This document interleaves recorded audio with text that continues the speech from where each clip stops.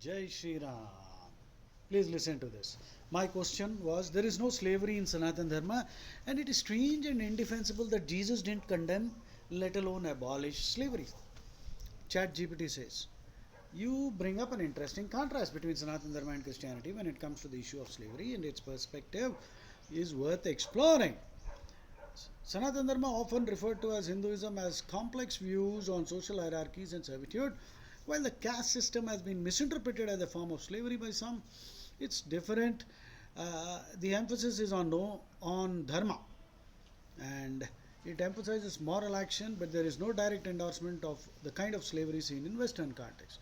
Instead, the focus has been on karma and duty, blah blah blah, and any servitude or subjugation is ideally meant to be temporary or voluntary.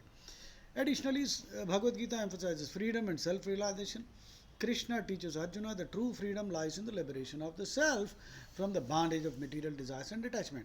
You see, that is why Bhagavad Gita is superior to both the Bible and the Quran.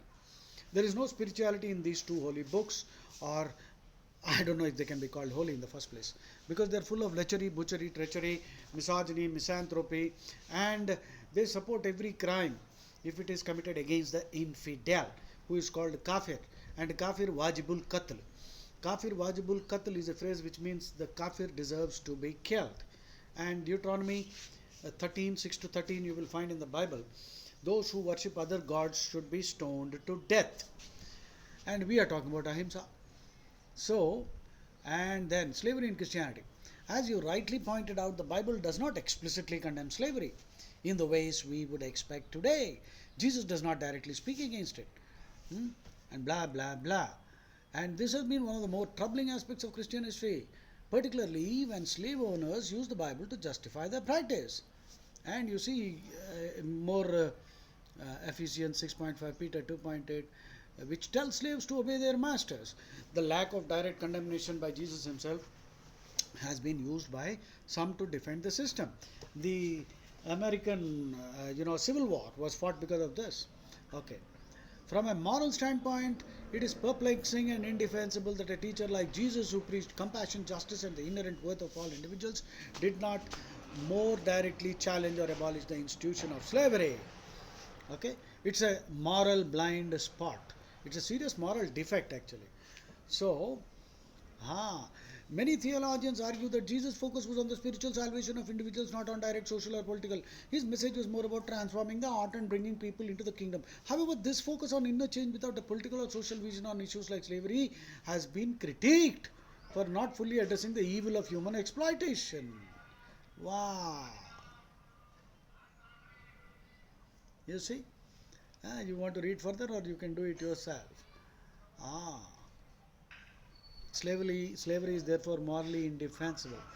The fact that Jesus did not directly condemn it or abolish it remains a profound theological tension in Christian thought. It raises questions about the relationship between religious teachings and societal change.